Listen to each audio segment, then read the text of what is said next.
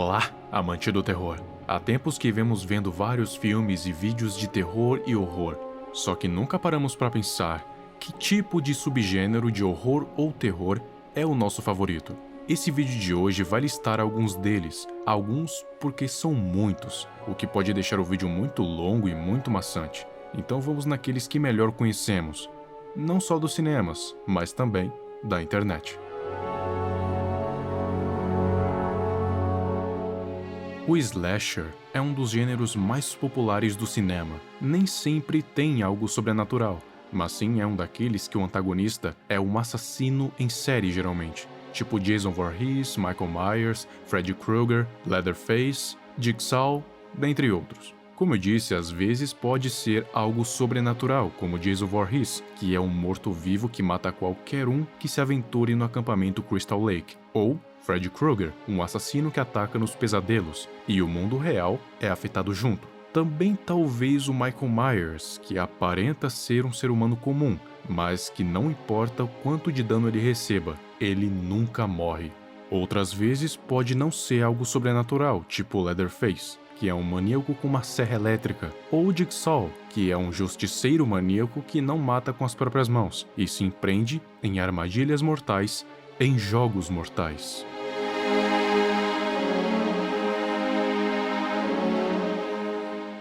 O terror psicológico se distancia mais do visual e foca na atmosfera sombria, um estilo que foca mais em causar desconforto e medo usando a psicologia, por exemplo, incitar o medo do desconhecido, ou traumas de infância.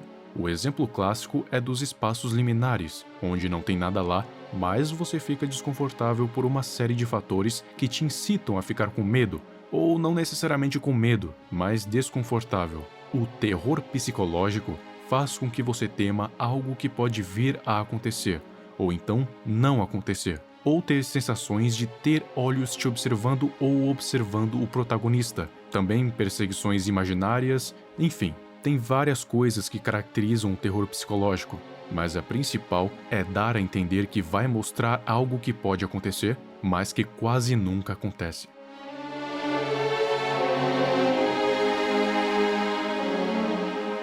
O que eu chamo de horror fantasma é o subgênero do horror onde a obra busca passar medo através do sobrenatural, mas não de forma grandiosa como o horror cósmico ou de monstros gigantes como o de Cloverfield. Esse estilo abrange fantasmas, mas em si são entidades sobrenaturais no geral, com vários exemplos como Invocação do Mal, Insárias, Annabelle, O Chamado, dentre vários outros.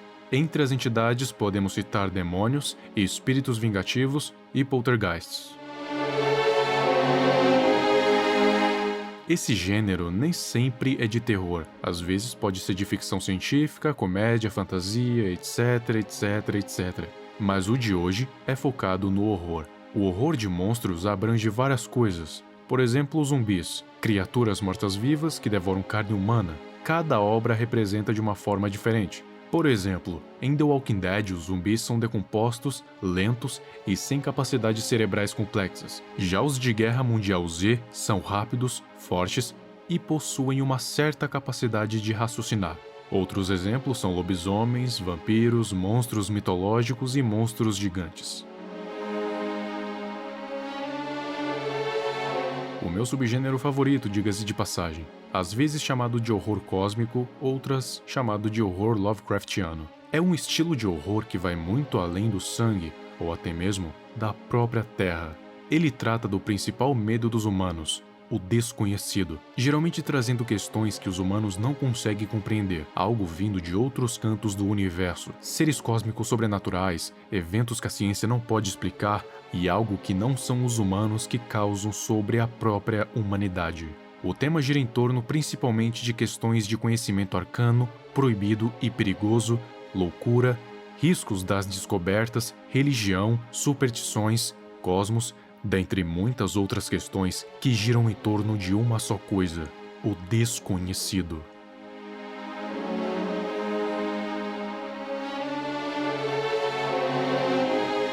As creepypastas é um gênero de horror que surgiu da própria internet. É um gênero onde as pessoas contam histórias assustadoras que podem de fato ou não existir na vida real. E o fato de ser na internet abre portas muito maiores para a criatividade, permitindo que pessoas comuns criem histórias envolventes, ou criaturas que se espalhem para o mundo todo, como Slenderman, Ben Drowned, Zalgo, Garfield, Sonic.exe, dentre muitas outras. As creepypastas podem ser contadas de muitas formas, às vezes como uma simples narrativa, como estou fazendo nesse momento, um diário como se fosse uma pessoa contando a sua própria história, como no caso de Abandonado pela Disney, um ritual, tipo uma lista de instruções para o leitor fazer um determinado ritual que vai invocar uma entidade sobrenatural, dando detalhes do que exatamente vai acontecer quando fazer, tipo o pique-esconde com o diabo.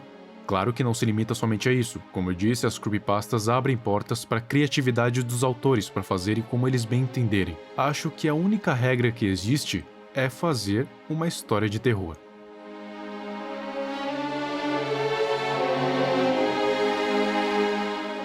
Não sei se encaixa oficialmente como um gênero de terror, ou se faz parte das creepypastas, mas eu vou considerar que é um gênero à parte. Eles são tipo autores de histórias, mas ao invés de contarem com palavras, eles desenham as suas criaturas, colocando uma pequena legenda na foto, com informações vagas de propósito para aumentar o mistério, e o espectador pode criar teorias a respeito ou até mesmo histórias em cima das pinturas ou desenhos. Os dois principais artistas, com toda certeza, são Trevor Henderson e Leo Vincible, que possuem milhares de criaturas, uma mais criativa que a outra, uma mais macabra que a outra, algumas com mais histórias, outras sem história nenhuma, o que não é necessariamente uma coisa ruim, e sim algo que traz uma possibilidade ainda maior de ser criativo.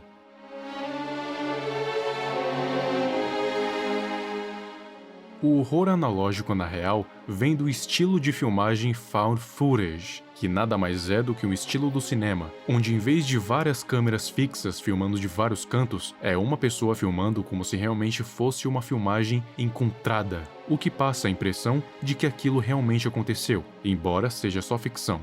Tipo Bruxa de Blair, ou Monstro de Cloverfield, Atividade Paranormal, inclusive nas primeiras vezes em que esse estilo found footage foi apresentado, como o próprio projeto Bruxa de Blair de 1999, as pessoas acharam que aquilo realmente tinha acontecido, mas claro que com o tempo, tudo foi sendo esclarecido.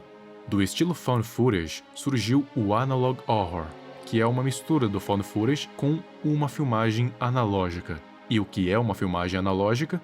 Algo no estilo VHS, como se fossem filmagens antigas encontradas. Mas o estilo horror analógico não é comum do cinema, e sim surgiu por volta de 2016 como vídeos curtos da internet, como se fosse uma série. Exemplos de horror analogs são o Catálogo de Mandela e o Local 58.